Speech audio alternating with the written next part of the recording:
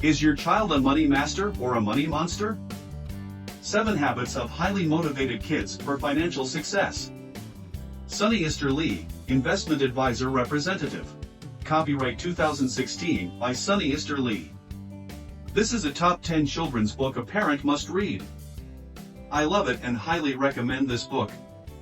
It is the chicken soup for your children's money mastery soul. Jack Canfield, America's #1 success coach and co-author of Chicken Soup for the Soul. About this book. Sunny Easter Lee is an investment advisor representative in Southern California and proud mother of twin boys. As a financial advisor and a mom, she understood the significance of teaching her kids financial life skills as soon as possible. She wants them to be money masters, not money monsters. From the time they were only 2 years old, she began teaching them about money management. To do that, she developed a reward system for the efforts they successfully completed with a good attitude. As they grew, so did her expectations of them. Now, at only 15 years old, they have checking accounts, investment accounts, college funds, and even retirement accounts, most of which the boys funded themselves and manage with the help of their mom. In a few years, they will pay for their college. Sunny's creative system took her struggle out of getting ready for school, taught her boys about taxes, saving for college, sharing with others, and improved their writing skills.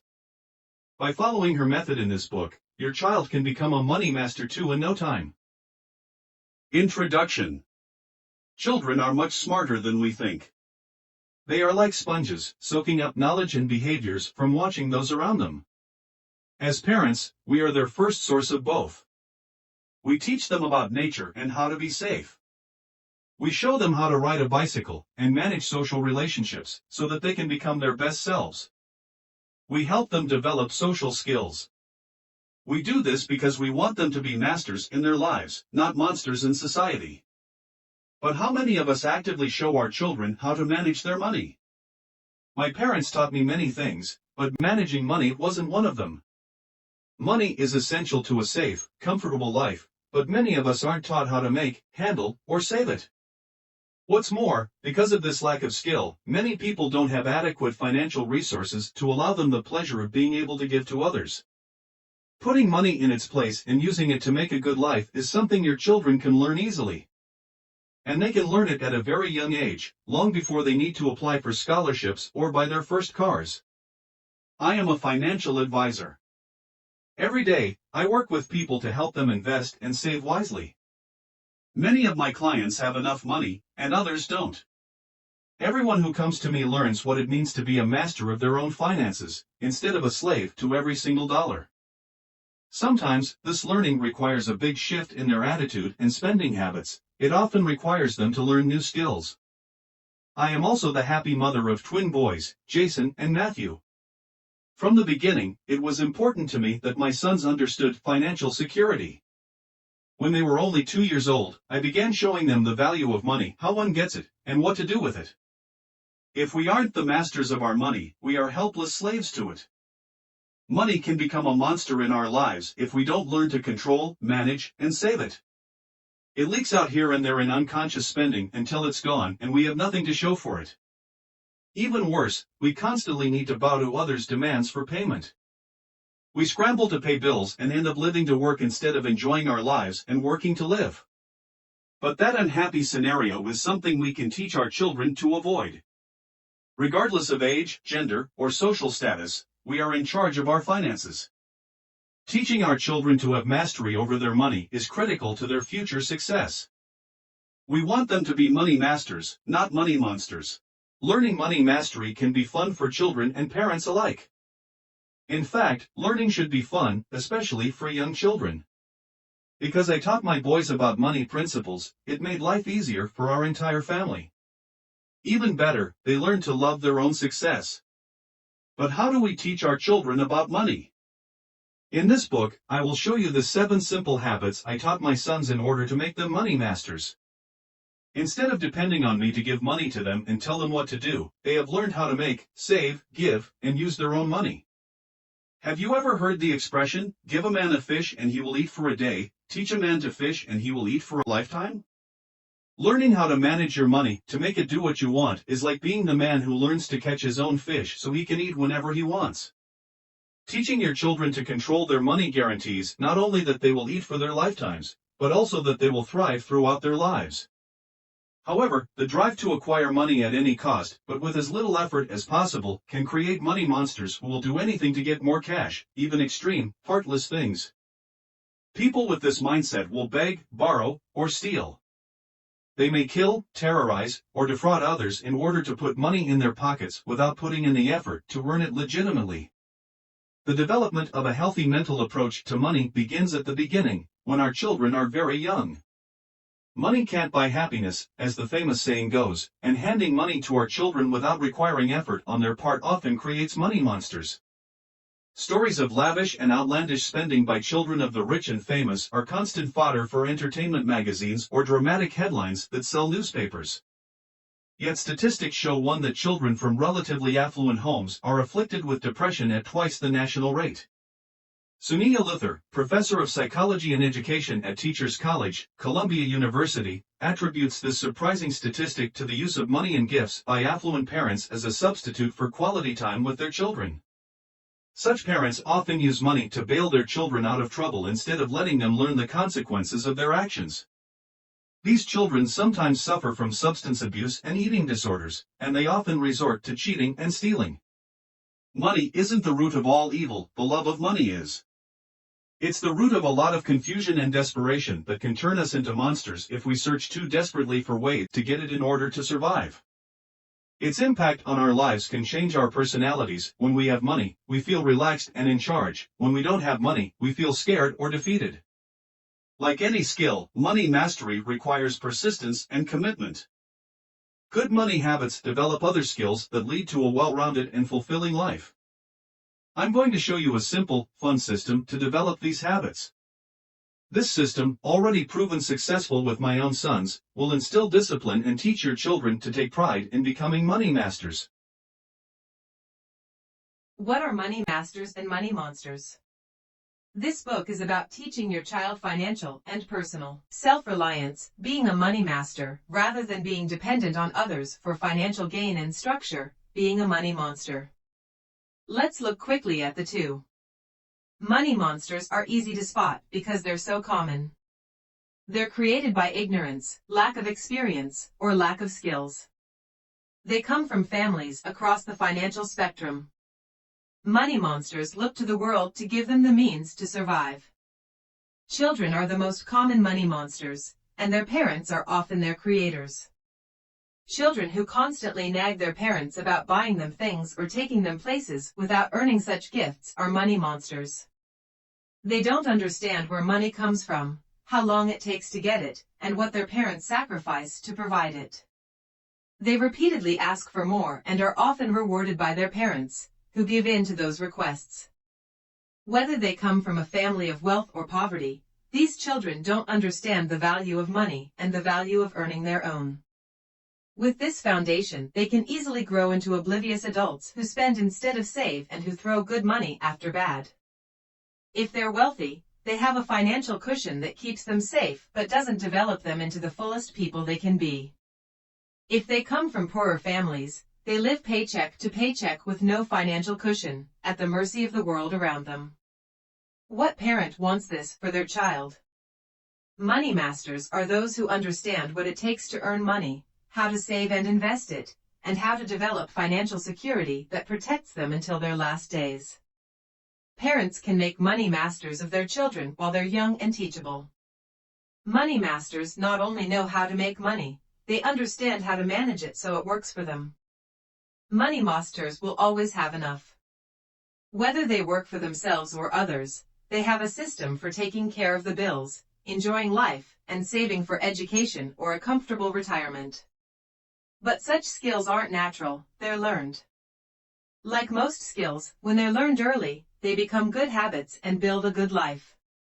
As Aristotle would aptly put it, we are what we repeatedly do. Excellence, then, is not an act, but a habit. Understanding the banking system helps. Knowing how to identify hidden costs, like taxes, helps. Having experience dealing with the financial market is essential.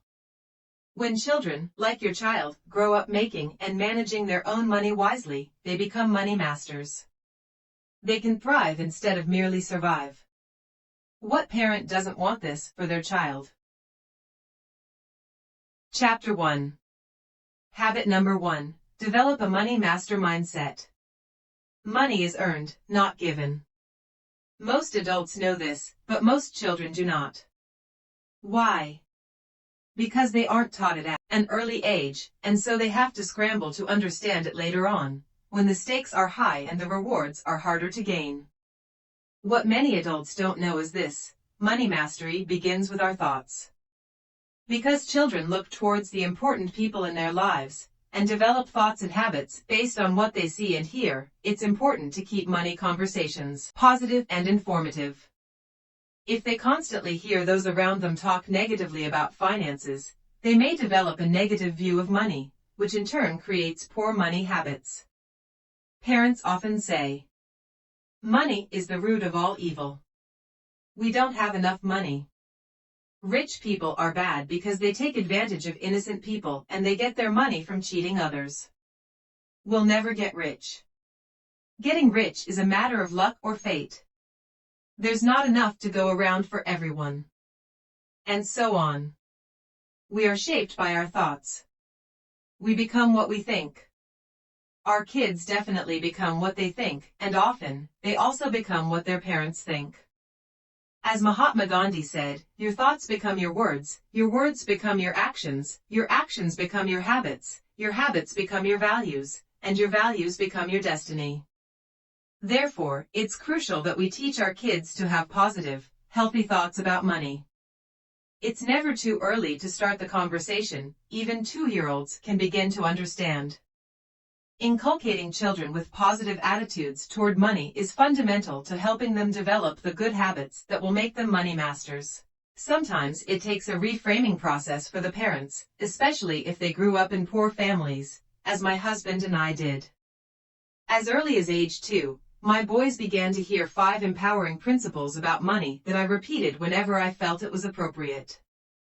These are: 1. Money is a vehicle to make our lives comfortable and enjoyable. Never let the pursuit of money become so important that you'll do anything just to have it.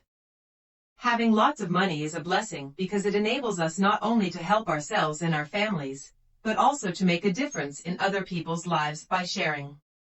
I pointed out to my children how our money makes it possible for us to buy food, get gas for the car, buy a house for our family, or go on trips to celebrate birthdays. Those concrete examples clarified for my sons the connection between having money and living life. I volunteer for a non-profit organization that teaches financial literacy to elementary to high school students in mostly inner-city schools in and around Los Angeles. One day, I was teaching some elementary school students the first module of the curriculum, what money is and how to get it. One student stood up and said, "Money means everything. It is the main purpose of life, and that is what we are living for. I will do whatever it takes to be rich." I was surprised that this young mind thought of money in that way, so I asked, "What do you mean by you will do whatever it takes to be rich?" He said, "That means I don't mind doing some stuff, like bad things." I was disturbed by his comments, so I asked him, "Who taught you that? Where did you get that idea?" At first, I thought maybe he'd watched too many movies or television dramas, and that these had negatively influenced his mind. But he replied, "My mom said I should make a lot of money to support the family, and it is okay to do whatever it takes as long as I don't get hurt." His classmates instantly cheered him, but his attitude concerned me. It seemed to offer a glimpse of what could happen to this boy in the future if he doesn't change his mindset about money and learn the money skills that might change the course of his life. This elementary schooler was influenced by a mother desperate to support her family. He was taught to approach life with that desperation, and to make money the most important thing in his world, even if getting it might destroy his future. But he was lucky, because he had a chance to learn not just how to get money, but how to keep it and build it in ways that won't threaten his life or family. With the right skills, he can help provide for his family without risking everything. 2. Money is everywhere, and there is enough for everyone. Money is abundant. I told my boys that when God created this world, He created everything abundantly, including money. There is enough money to go around for everyone who works hard and smart, works wisely for themselves and for others, regardless of their social status, ethnicity, religious background, or where they live. There are about 7 billion people in this world as of 2015, and the world's wealth totals more than $60 trillion. A trillion is equal to 1,000 billions. That's a lot of money. Some people say, there is too much money in too few hands. But that money mentality comes from a perception of scarcity, not abundance. There's plenty for all of us if we learn to tame the money monster in us and turn it into a money master. 3. Money is good and useful. I really wanted to drill into my sons' minds that it's good to have money, lots of money. Money is not the root of evil, but the love of money is, according to the Bible. In my profession as a financial advisor, I've met many multimillionaires who love giving and sharing. To teach that the goodness of money lies in the hands of the person who has it, I often use this example. If a chef has a knife, he makes great food, and if a surgeon has a knife, he saves other people's lives. But if a criminal has a knife, he can harm others, and if a child has a knife, he can harm himself. It isn't the money itself that determines whether it is good or bad, but the person who decides how to get that money and how to use it. 4. You become rich by adding value to others. My boys and I often listened to the late Jim Rohn's great motivational speeches about money. In one of his seminars, he said, "We get paid for bringing value to the marketplace. It takes time, but we get paid for the value, not the time." My sons often imitated how he said this, and they laughed. But they heard him. Following Rohn's philosophy of adding value, I taught them that if our work adds more value to more people, we make more money. Less value equals less money. It's not by stepping on other people's toes that we get rich, but by helping them to get what they want in life. 5. Share it with others. This is a very difficult concept for children to grasp at first, especially if they do not see their parents practice what they preach. Many adults fail to appreciate how profoundly sharing with others benefits the one who shares. But a generous, compassionate role model can make it easy for your child to understand this. I give lots of credit to my husband, Thomas, a loving and giving man whose day-to-day life is a great example to my boys of how to share with others. One hot summer day, our whole family was walking down the street when we saw a young pregnant woman sitting in front of a store, begging. She was wearing dirty, ragged clothing and seemed very tired and hungry. Some people didn't even bother to look at her, or they just glanced at her and walked right past. The minute Thomas saw her, he stopped. Our boys were holding his hands, but their eyes opened wide when he asked, "Young lady, are you hungry?" Her face showed her fatigue when she answered, "Yes." As soon as she said that, Thomas took the boys with him into a pizza place inside the store where he bought a whole combo pizza with a drink. When he gave them to her, she was surprised and immediately thanked him. I watched the whole scene.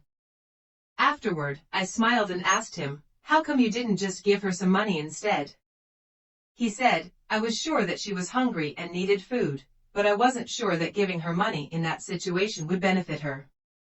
There was a chance that she might misuse the money by spending it on something bad that might harm her and her baby."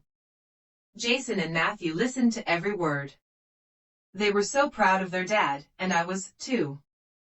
We do not do any service nor add any value to life by being poor. When we are poor and can't support ourselves, we become a financial burden to our families, our community, and our world at large. However, many of us never have enough money, even if we have jobs that pay us enough to live, because it slips like sand through our fingers. If no one has taught us how to manage money, this neglected lesson can turn into a lifelong struggle that robs us of the fulfilling experience of being able to give, as Thomas gave food to that woman. Everywhere we turn, we are bombarded by promotions for easy ways to get rich and by enticements to buy more things, and to have the best and the biggest, and to do it fast.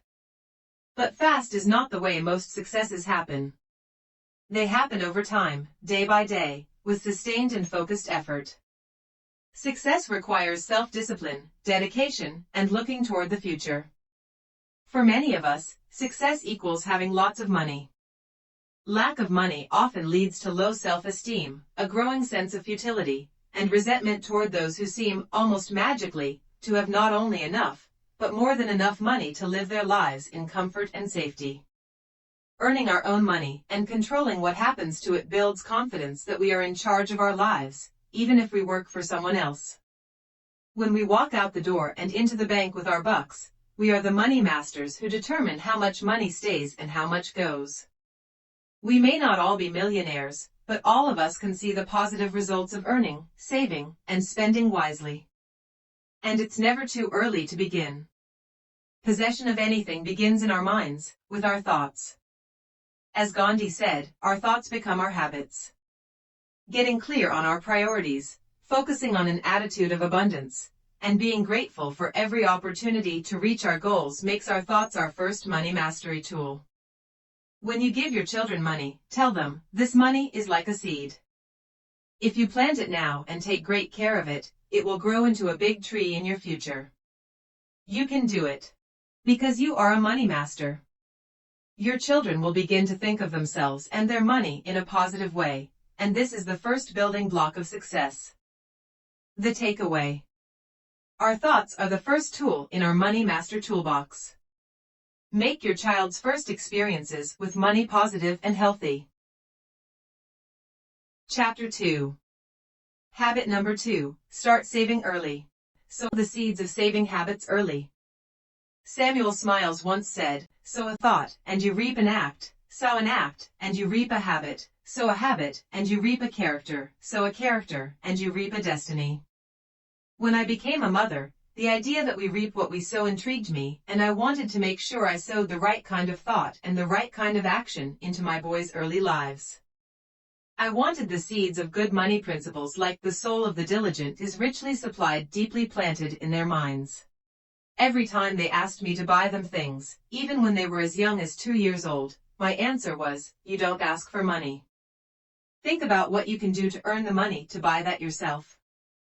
To help them accomplish this, I encouraged them to do age-appropriate chores at home, emptying the trash bags, raking leaves, watering the plants, folding the laundry. They may have been only a few years old, but even a 2- or 3-year-old can water a plant or fold their own socks. I didn't expect them to do it perfectly. I expected them to do it to the best of their ability and with a good attitude. To help them see how work earns money, I bought them a ceramic cow bank.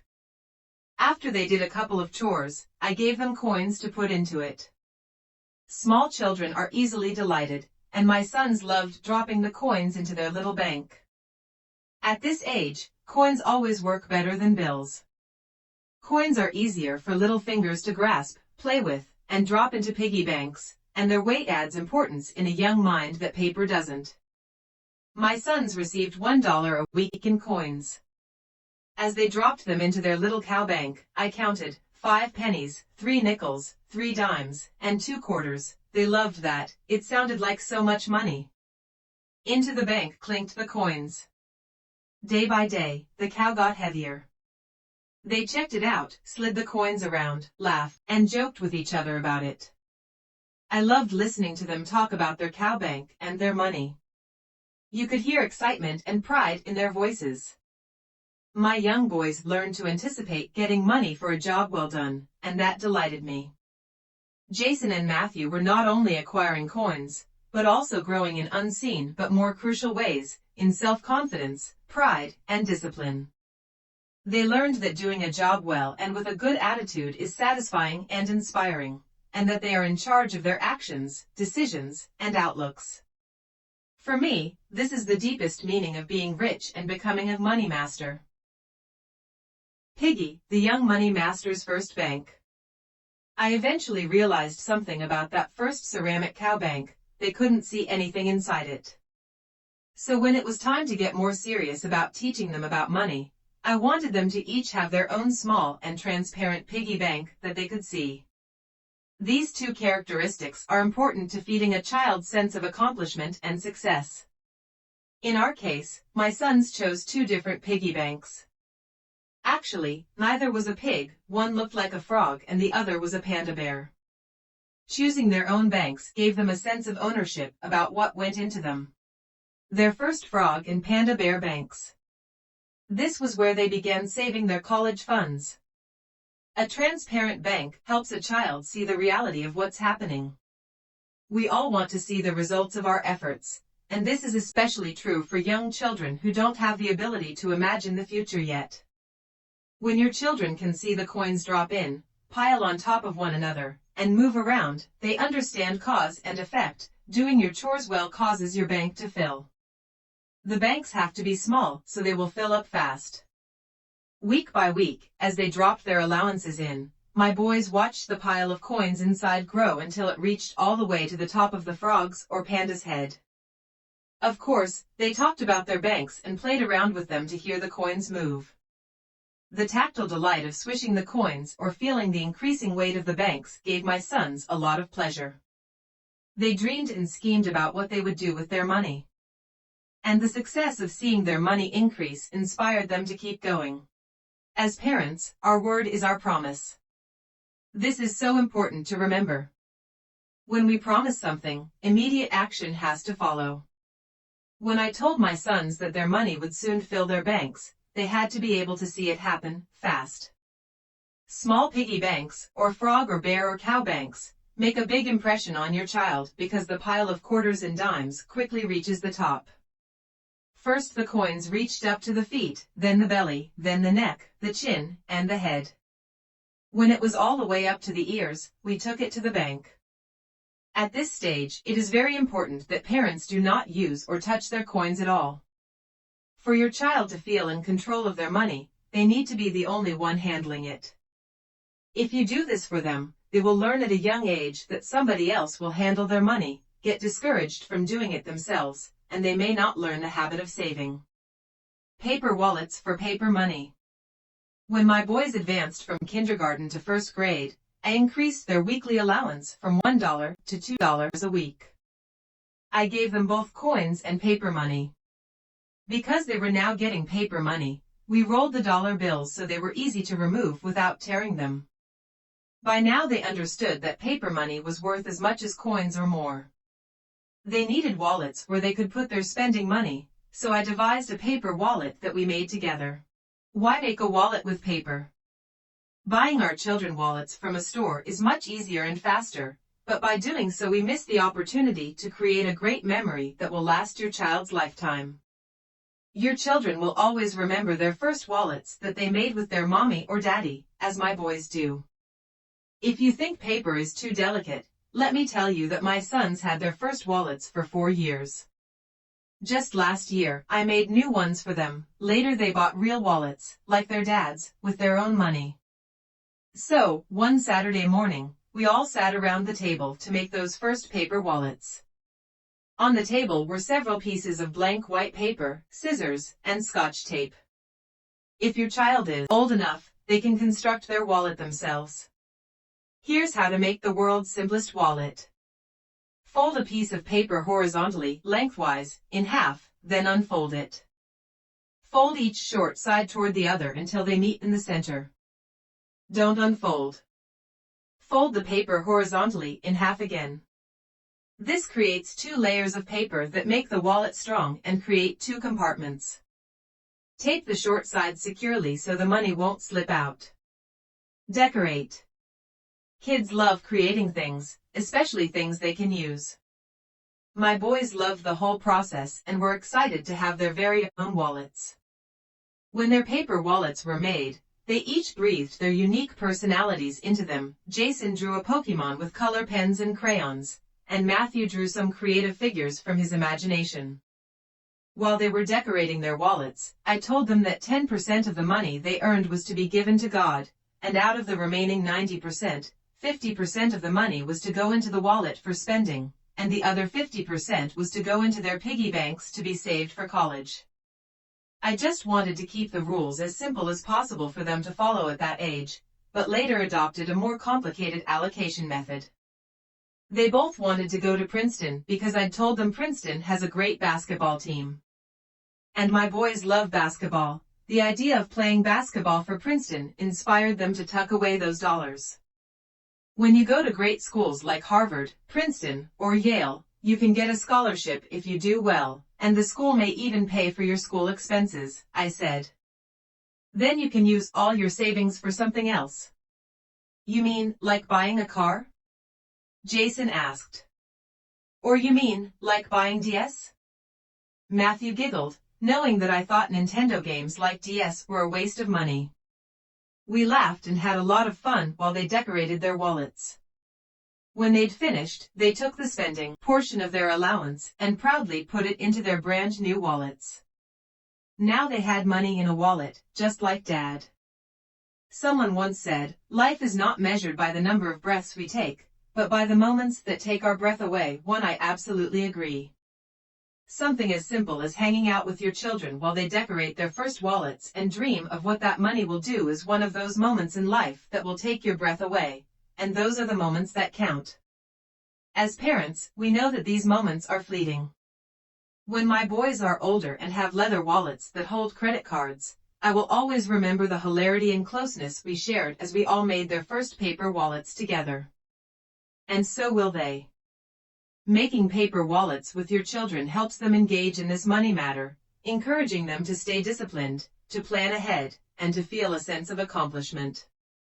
It's a fun way to show them that they are doing something for their future, even with these small steps. Splitting their money into tithing, saving and spending accounts shows your children how easy it is to manage their money and to balance their budgets. Here's what else it does. It motivates them to earn more bucks, or credits, more about that later, by doing more chores. Piggy's first trip to the local bank. In the early years, we are our children's first teachers and most important role models.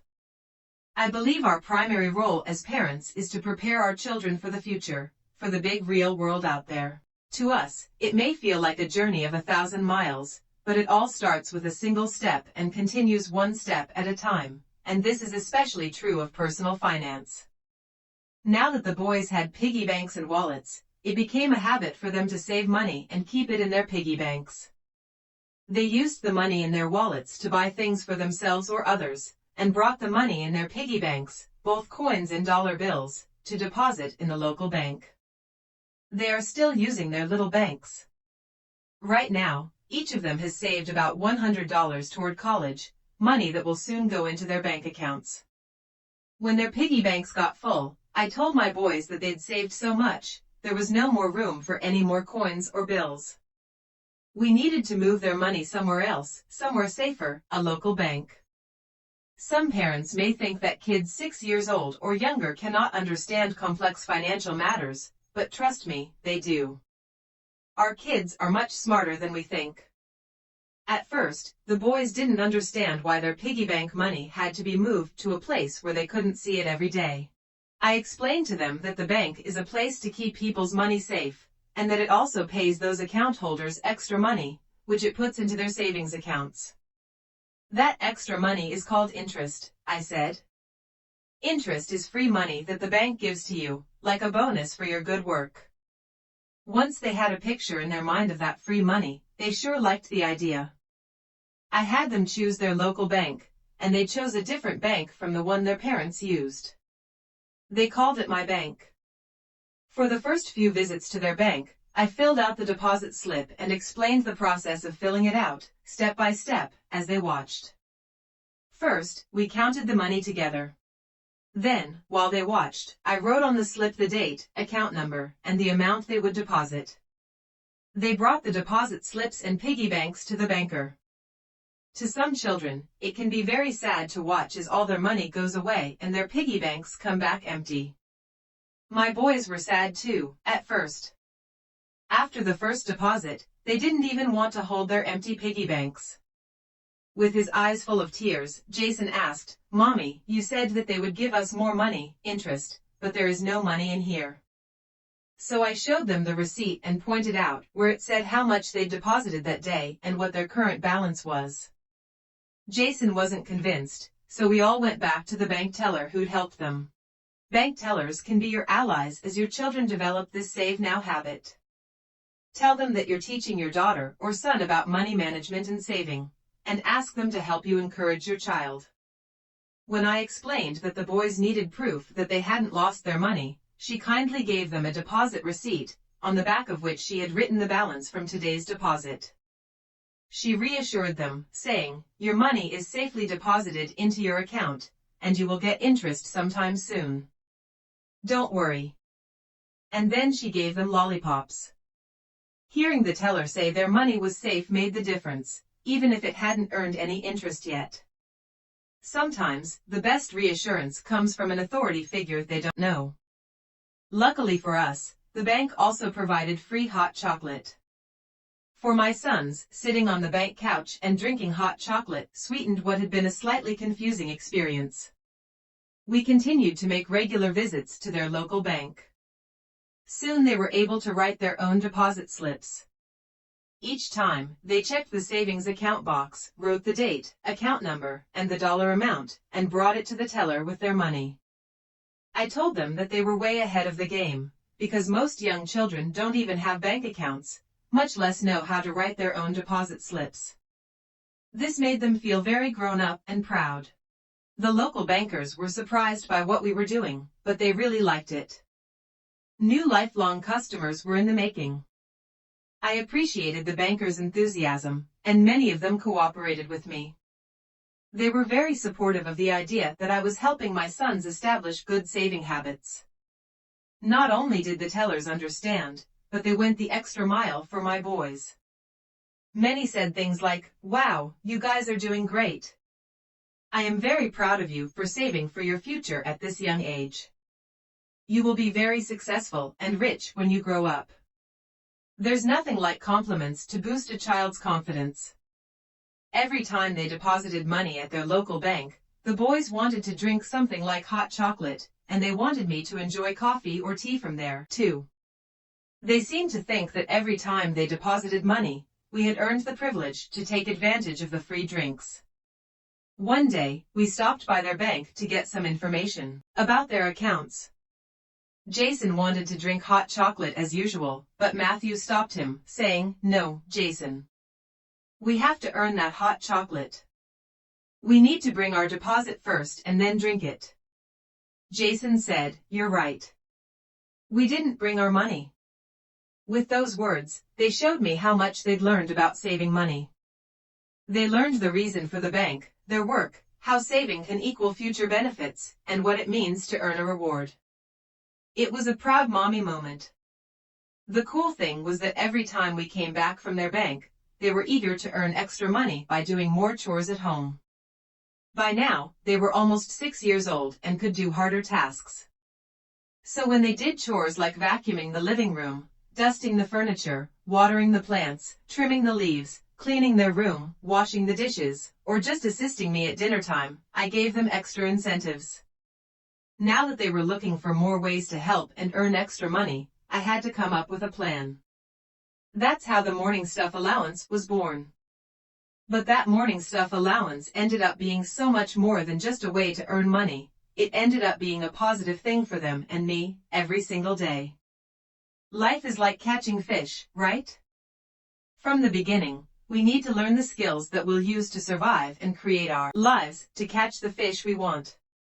Through the morning stuff allowance, my kids learned how to catch fish on their own, instead of relying on me to give it to them. The takeaway: give your child these powerful tools of money mastery, a piggy bank and a paper wallet. Then take them to the bank or the credit union, and open an account with them so they learn to navigate the banking system.